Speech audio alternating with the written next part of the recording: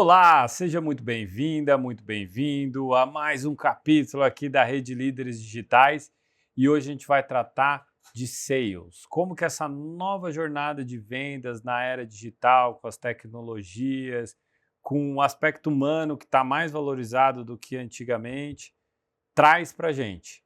Por isso que a gente trouxe aqui o Silvio. Silvio, obrigado pela sua presença. Antes da gente começar, traz um histórico teu, o que você atuou, aonde, como. Bom, obrigado pelo convite, primeiramente, queria te agradecer. Eu vim do começo da minha carreira como na área de transporte e logística, né? Então, quer dizer, eu comecei na época que nem transporte e logística era o Courier, que era a DHL. Depois eu fiz uma transformação e vim fazendo uma migração, vim passando por empresas já na área de telecom, tanto Vivo, Telesp celular, passei pela BlackBerry.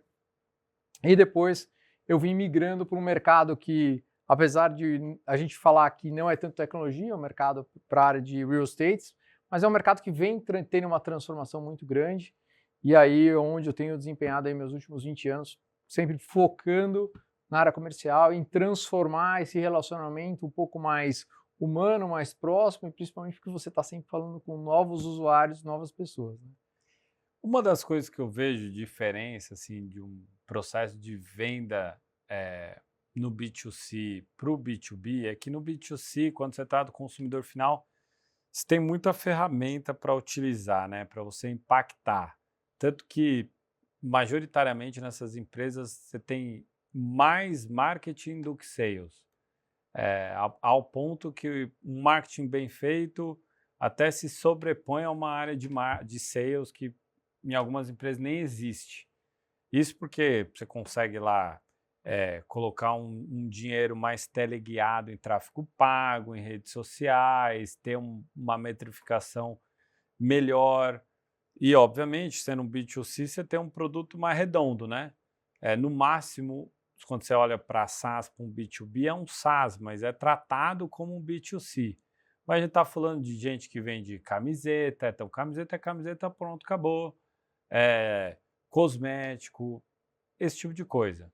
Já uma empresa vendendo um serviço para uma outra empresa, tem algumas questões que a tecnologia não superou. E eu acho que nunca vai superar, que é a questão do relacionamento. E não é aquele relacionamento de mensagem e tal, mas um relacionamento que também inclui aquela questão de formatação de projeto.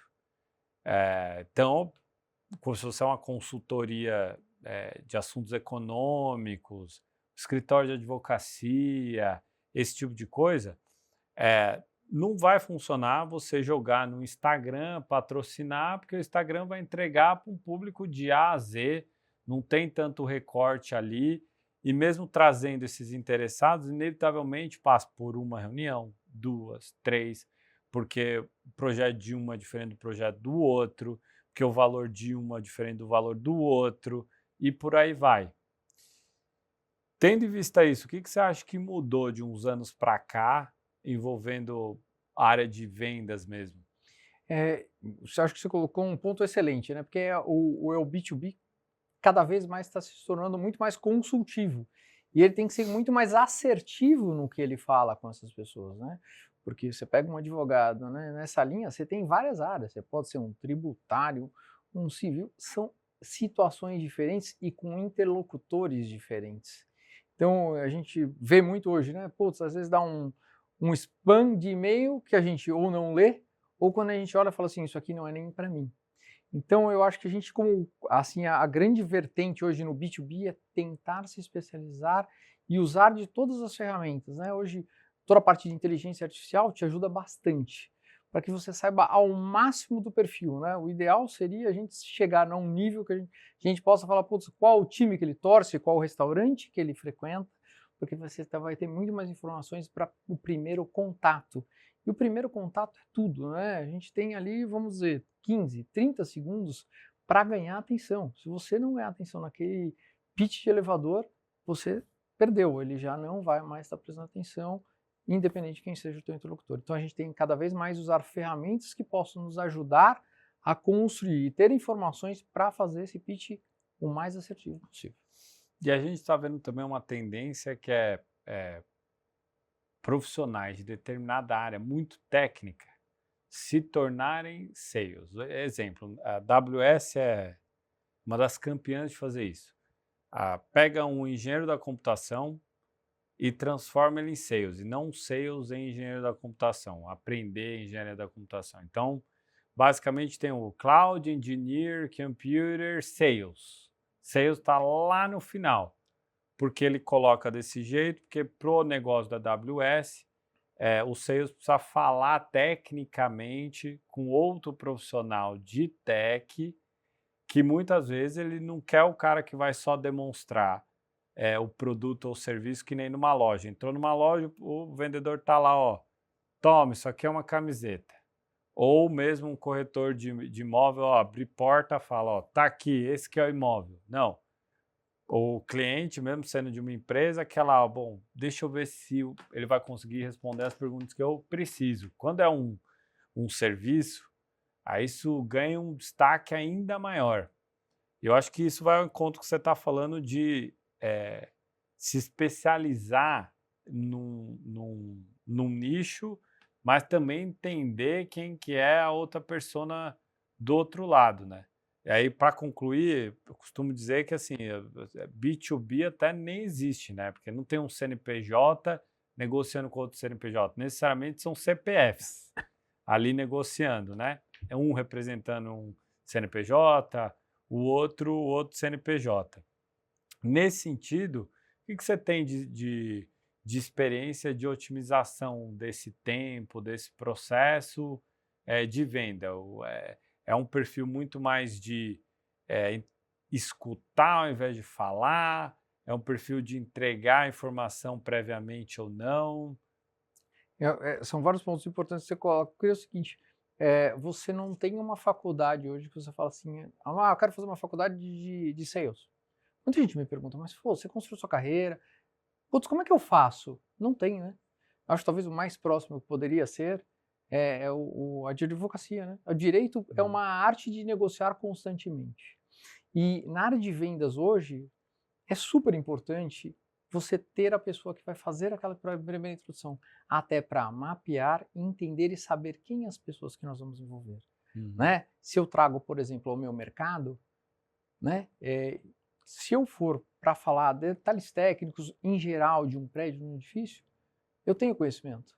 Mas se eu tiver que trazer uma pessoa para discutir uma questão técnica de um ar-condicionado ou de toda uma instalação elétrica, aí eu vou ter que trazer aquele caso que você trouxe do cara da AWS. Eu tenho que trazer aqueles engineer sales que vai sentar à mesa para falar o tecnês.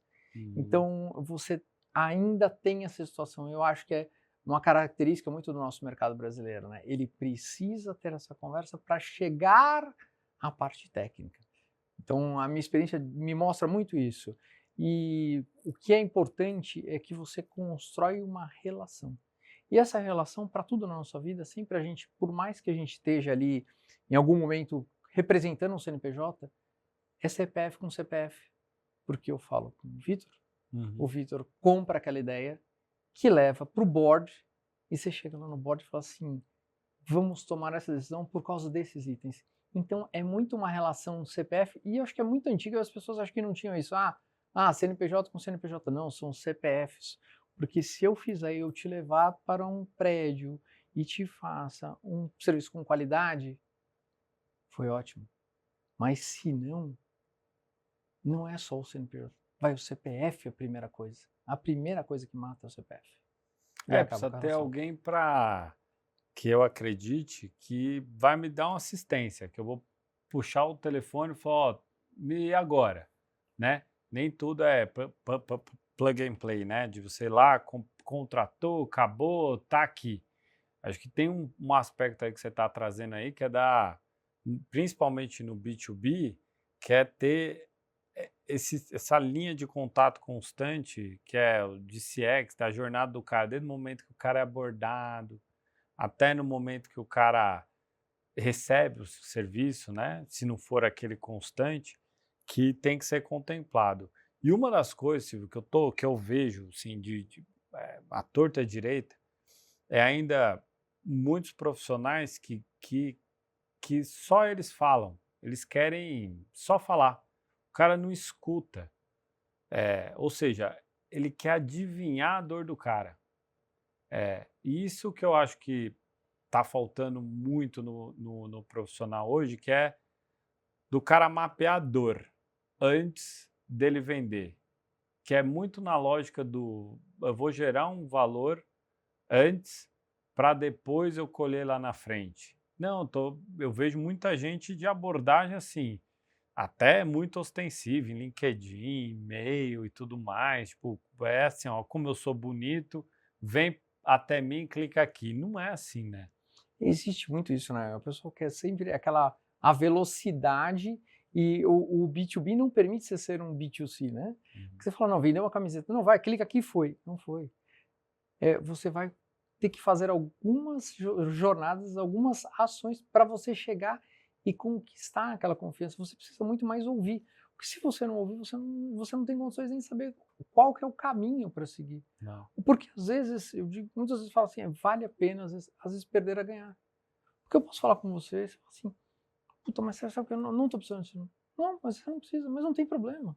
A gente conversou, eu conheci, eu sei o que você está fazendo, qual é o momento que você está, o momento da empresa que você está.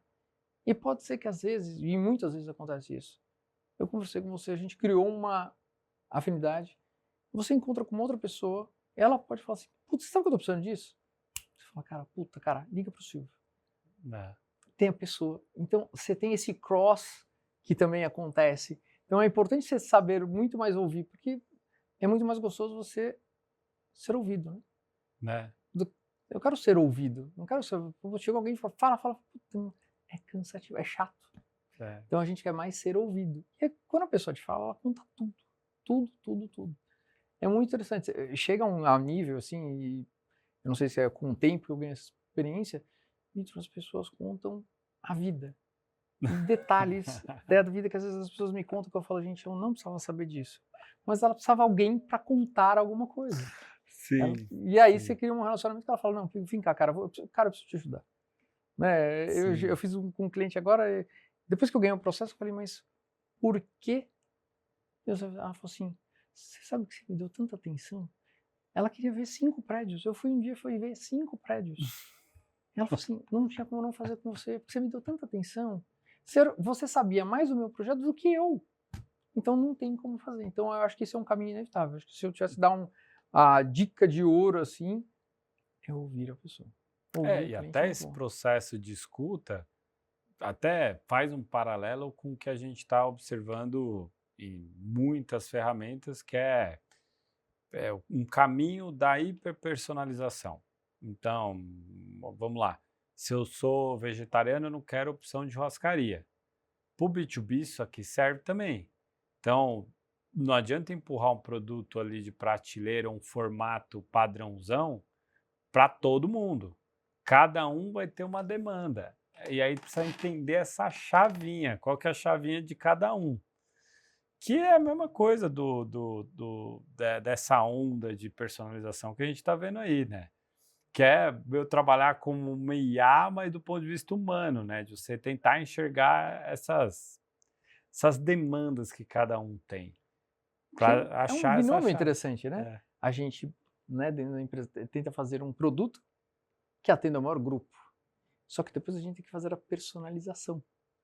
Isso que é o grande, vamos dizer, o enigma que a gente tem que decifrar de como fazer que aquele serviço eu possa personalizar de uma tal maneira que fique do gosto de um cliente, né?